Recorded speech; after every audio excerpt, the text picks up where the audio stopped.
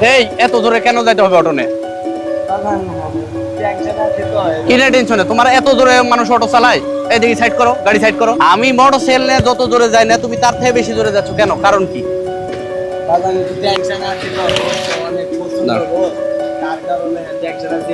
চাল নাই, চাল 100 টাকা কেজি, বর্তমান সরকার 100 টাকা কেজি করে দিচ্ছে চাল।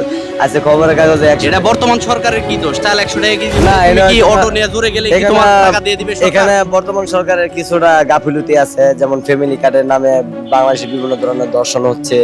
তারপরে যে রামিসা হত্যার বিচার হয় নাই, তারপরে জায়গায় জায়গায় দর্শন হচ্ছে। তারপরে যে বাড়িতে বাসার টেনশন। আমি গাড়ি চেষ্টা করি নিয়ন্ত্রণে চালানোর জন্য, আজকে প্রেসারের কারণে একটু জোরে চালাচ্ছি। যে তুমি যে অটো চালাচ্ছ, এই অটো যে তুমি জোরে গেলা, তোমার এটার দোষ সরকার নিবে না তোমার দায়িত্ব বলো? এটা আমাদের ঐক্যবদ্ধভাবে নিয়ন্ত্রণে গাড়ি চালাতে হবে। কিভাবে ঐক্যবদ্ধভাবে সরকার নিয়ন্ত্রণ করতে পারে? যেমন মনে করেন একটা চালকে একটা গাড়ি থাকবে, গ্যারেজে গ্যারেজে যায় সরকারের রেট দেবে।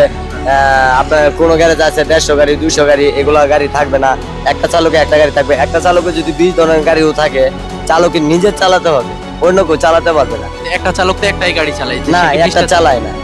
এখানে আপনার আউট পোলাপান আছে, যেমন সেনাবাহিনী, নৌবাহিনী, বিমান বাহিনী, সার্জেন্ট মেসের পোলাপান, অফিসার ব্যাডম্যান, রং মিস্ত্রি, টাইলস মিস্ত্রি, হোটেলে বাবুর্চি, তারপরে হোটেলের মালিক, গার্মেন্টসের পোলাপান, বৈষম্য ছাত্র অন্যগুলোর পুলিশগুলা যে চাকরি আছে ওইগুলা, তারপরে বৈষম্য যে ছাত্রগুলা যে ট্রাফিক ডিউটি করতো এগুলা, তারপরে আপনার দেশের কৃষক বিদেশে যায় টাকা মাই গেছে। এই বেটা, এরা কি সবাই অটো চালায়? হ্যাঁ, বর্তমান সব অটো চালাচ্ছে। আমি চাকুশ মোহাম্মদ নিজে, এরা সবগুলো অটো চালায়? এরা দেশে বড় বড় জায়গায় বসে না, এরা অটো চালালে এদের জীবন চলে? এরা তুমি অটো চালাইছো, তুমি দোষ করতেছো, আর এখন অন্য মানুষ এরা সব চালাইতেছে বর্তমানে। আমি শুনো, তোমাদের এই অটোর পিকআপ, এই পিকআপের কারণেই তখন ক্ষতি হচ্ছে। এই যে না, ধরো না, আমি এই মোটরসাইকেল pick-up-এর জন্য আসলাম, তুমি জোরে করে এসে আমার পাশ দিয়ে তুমি সাঁ করে টান দিলা, তাহলে তো হইলো না ভাই। এটা তো হবে না, কারণ শোনো, অটো চালালে তোমাকে নিয়ন্ত্রণের মধ্যে নিয়ন্ত্রণে রেখে চালাতে চালাতে হবে।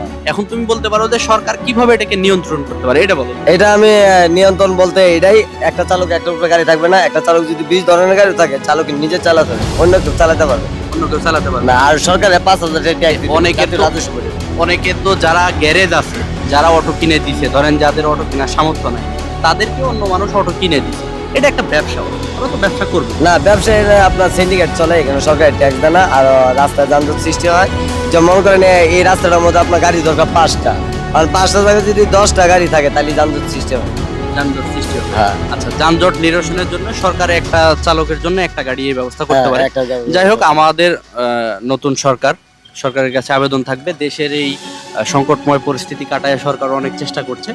তো আপনারা দোয়া করবেন, এবং আপনারা যারা অটো চালক আছেন, আপনাদের নিজেরটা নিজেকে নিয়ন্ত্রণ করতে হবে। সরকার এসে তো আপনারটা ঠিক করে না, দিবে না। pick-up-টা- এখন ধরেন আপনি পিকআপে টান দিছেন, এটা কি এখন সরকার এসে করে দিবে? না, এটা আপনার পিকআপটা শুনেন, আমি ভেন্ডের বলি সাথে ভাই, আমি ক্লিয়ার বলি। করতে হবে। নিজের জায়গা থেকে প্রত্যেকের অবস্থান ঠিক করতে হবে। আমরা দেশের প্রত্যেকটা নাগরিক হিসেবে আমার জায়গা থেকে আমাকে ঠিক করতে হবে।